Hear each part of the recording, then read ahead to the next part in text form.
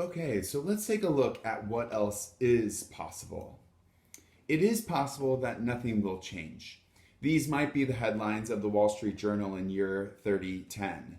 Tops still sucking it up, bottoms still blaming them, middles still sliding in between, customers still staying aloof and holding it responsible. More research needs to be done, but this gloomy future is possible. But let's look for something better, even if the predictable conditions are not likely to go away. Top overload, bottom disregard, middle crunch, and customer neglect. What is it? That the leverage lies in the responses we make. It's as if we're facing two doors, door A and door B. Door A takes us to the familiar disempowering scenarios, whereas door B takes us to empowerment and partnership. But the analogy doesn't really hold. It's as if behind door A, there is this high power vacuum cleaner. We just need to stand near it and we get sucked through. Suck it up. Blame them. Slide in between and get torn. Stay aloof from the delivery process and hold it responsible. And then we look over at door B and we see that there really isn't any door there. Someone came along and painted a door where there is no door, just a wall. So for there to be a door B, you have to take out your chainsaw and create a door where there is no door. There is no reflex that will take us through door B, which is not the case for door A. We don't need any advanced training to go through door A. All we have to do is be born. Door B is different though. We need to create a stand about the kind of top, middle, bottom, or customer we're going to be. If we don't want to be a burdened top, an oppressed bottom, a torn middle, or a screwed customer, what is our stand for the kind of top, middle, bottom, or customer we want to be? A stand is not a statement of where we want to be, though. A stand is a statement of who we are. A stand is something we create as an agenda for who we are. Think of it like, I am a generous person, or I am a non-smoker, or I am someone who takes good care of their body. The definition of stand is to support oneself, to take a specified position, maintain one's position, to hold a course at sea, action taken because of a commitment, to remain firm in the face of, to bear courageously. There is no reflex that takes us to a stand. Everything that happens to us, successes and failures, are simply learning experiences which inform our personal stand. My stand is that I'm a star, and then I have a flop. That doesn't cause me to change my stand. The flop is a learning experience I use to be a star. And even with a stand, our first response may be to go to door A, to reach for that cigarette. But then the stand draws us back.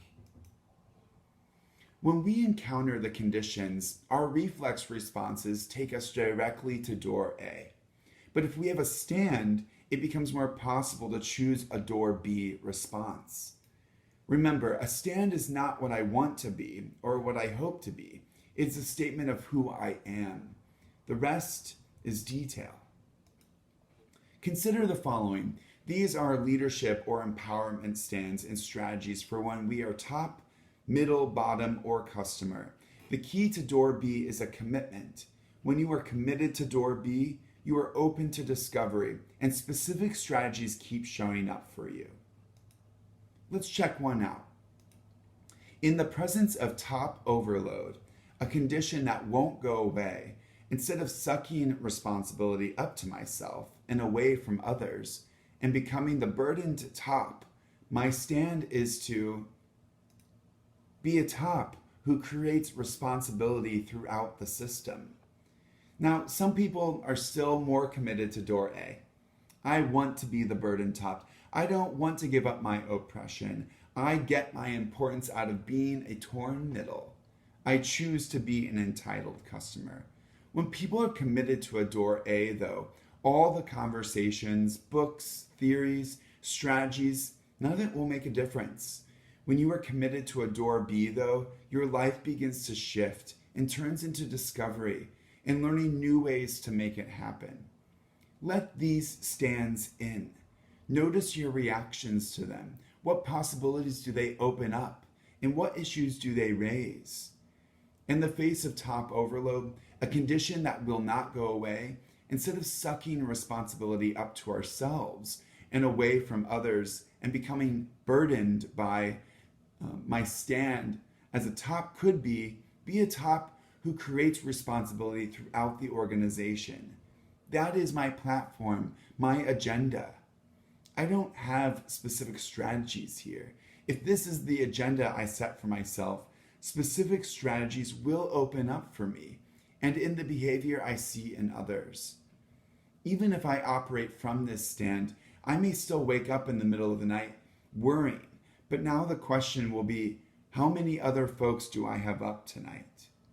And notice this stand is not a minor modification in door A, which is sucking up that responsibility for myself and away from others. This is a 180-degree shift in me as a top. The ultimate payoff is that by this stand, I'm strengthening the organization. The following are some specific empowerment strategies for when you are a top.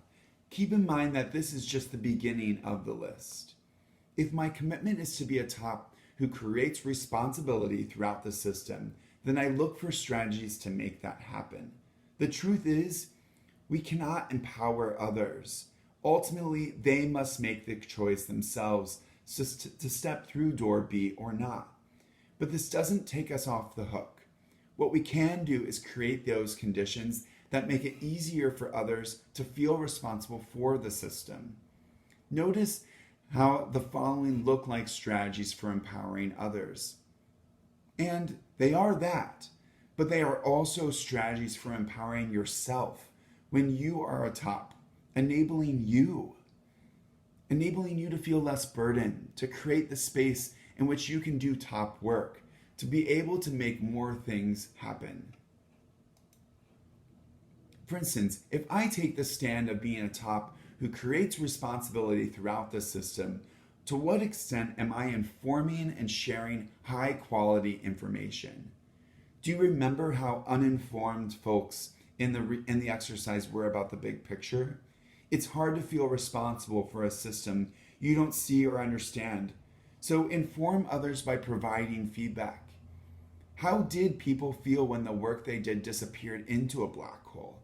Or when they got no information on why they did or did not get bonuses? Or what if I take the stand of being a top who creates responsibility throughout the system? To what extent am I involving? We need to involve others in the big issues.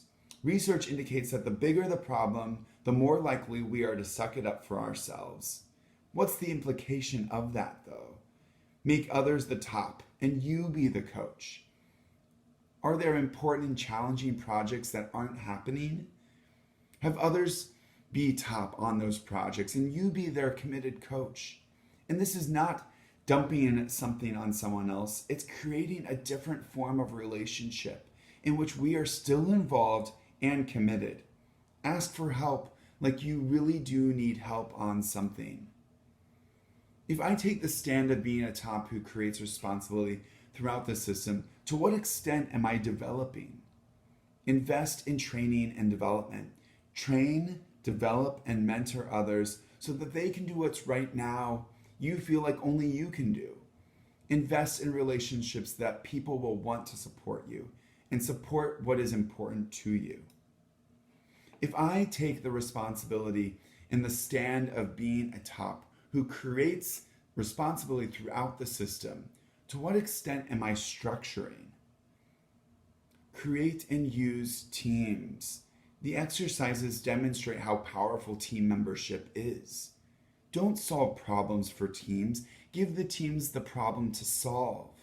Reduce the differences between tops and bottoms. It is hard for people to feel responsible for a system in which there are mega differences in pay, treatment, culture, between them and others. Think, for example, when there are problems to be solved or change to be planned, who is in the room?